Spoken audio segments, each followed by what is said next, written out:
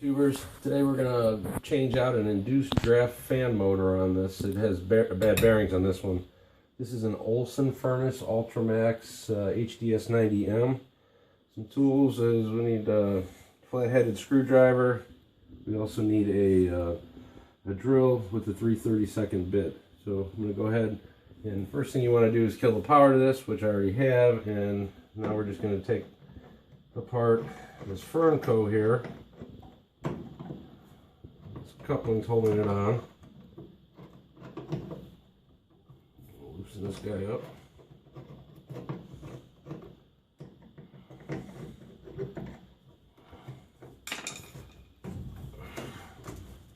Just slide this thing over.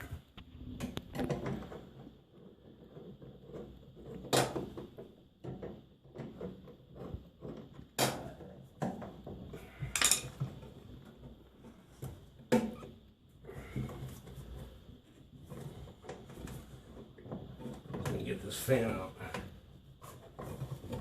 There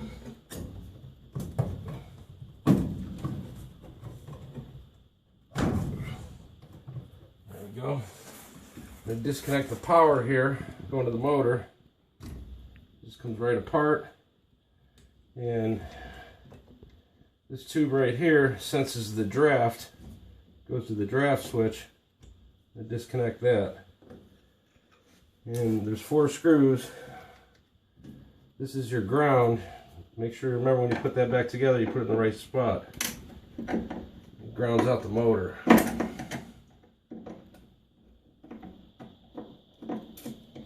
going to take out these screws.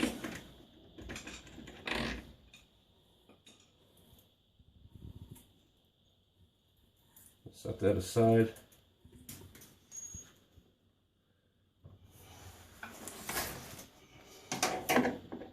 There's 4 of them on this one. I'm sorry, 3 of them.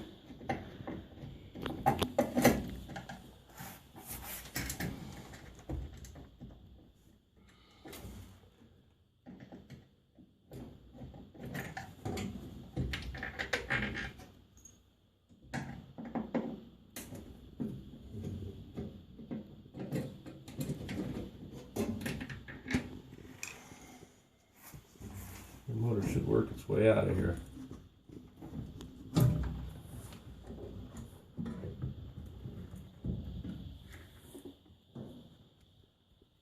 So this one, here's the old fan. There's a rubber coupling on the back of this that fits over here. You can see there is a little bit of this is a little bit of carbonic acid, and that's normal. And you just want to go ahead and clean that out.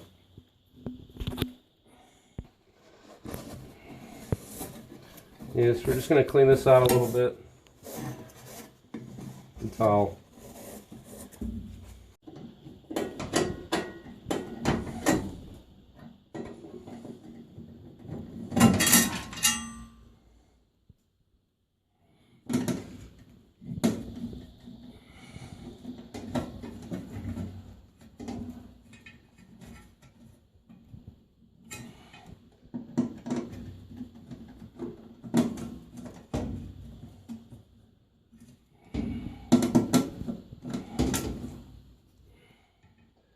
So this model here has a left-handed discharge. I was coming out to the left. There's other models that has a right-handed discharge that comes out to the right side.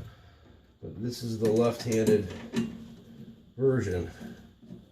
So if you're looking to purchase parts for this, make sure you get the right one. There's our backing plate. Go ahead and change that out.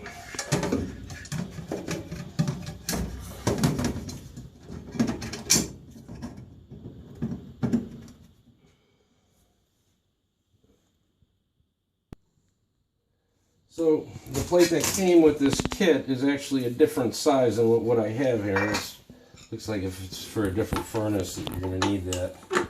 But on this one we're going to go ahead and take this coupling off here that was on the back side of this furnace.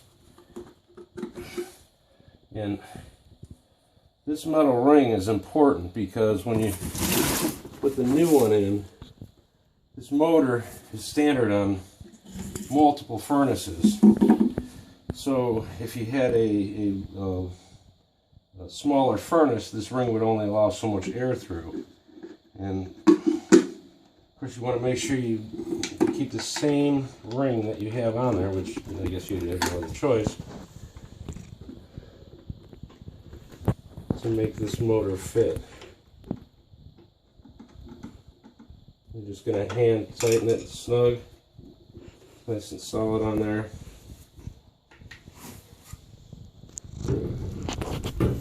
Go ahead and get this.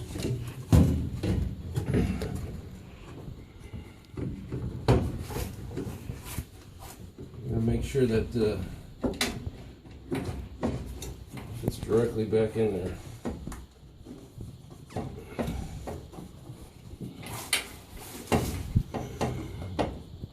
Line up the screws.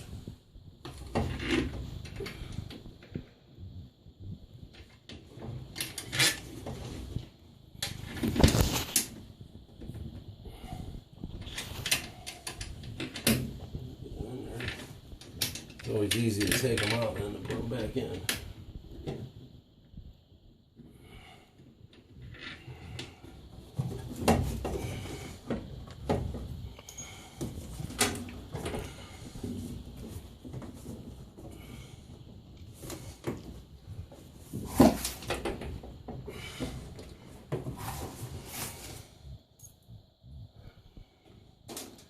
But we don't want to forget our ground.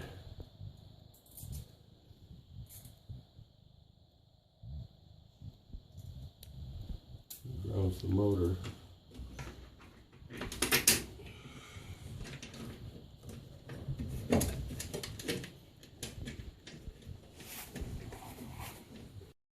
So we got the old one out, and I got the screws in.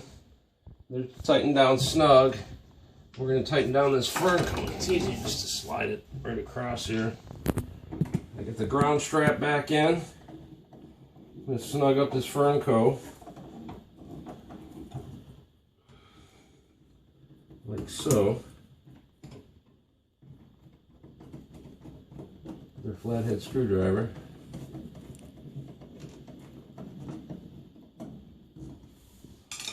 And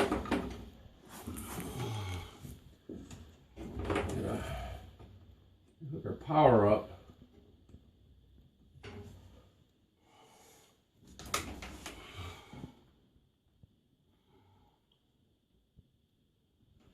And it looks like this breather port is already opened up. I just make sure with the drill bit. Sometimes these ports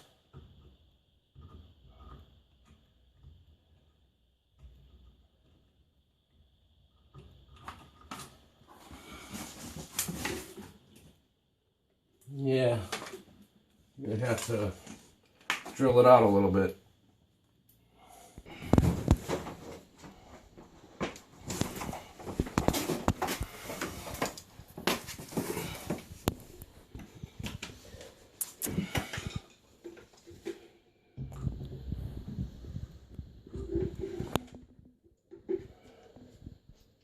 These air ports they put on these new models, a lot of times they aren't drilled out, so you gotta just take a 3/32 bit.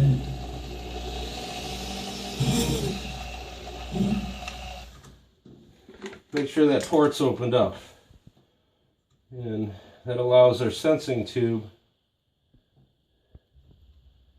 to sense this furnace, the vacuum pressure, and that's it. The old model, you can see, was bad. The bearings are bad. I don't know if you can hear how noisy it is. And the newer one is nice and smooth. So now that we got everything back in, the coupling's tightened down, the ground rod's in, vacuum tube's in, the bolts are tightened down, it's snug up against it.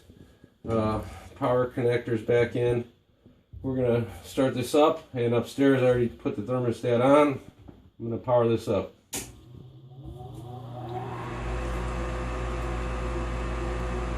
So it's running through its sequence of operation. First thermostat calls for heat. Induced draft fan kicks on, which is much quieter than the old one. The differential pressure switch gets satisfied, and then after a purge takes place, the gas valve will open up, and actually your electronic ignition or glow plug will turn on, then your gas valve will open up, and then you'll get a flame inside here. You can see the glow plug inside. And that'll ignite.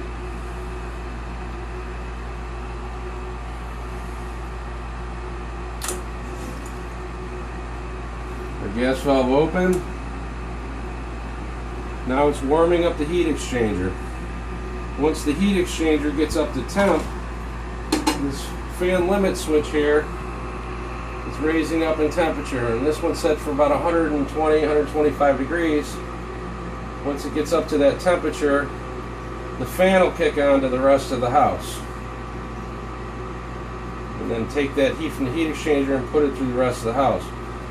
This has a high limit set, it looks about 220, and the fan offset point on this one is about 95, 100.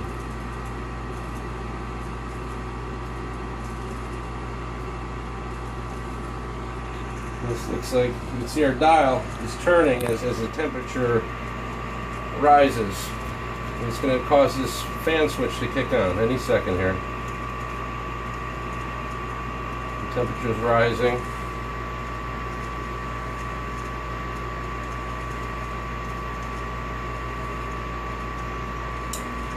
And our fan kicked on. So we went through the turning on portion of the sequence of operation, and then shutting down. Basically what happens is the thermostat satisfied upstairs, the gas valve shuts down, and then the fan limit switch cools down the furnace. Your venter motor will purge out the heat exchanger, the combustion chamber. And that's it. Thanks for watching, and please subscribe.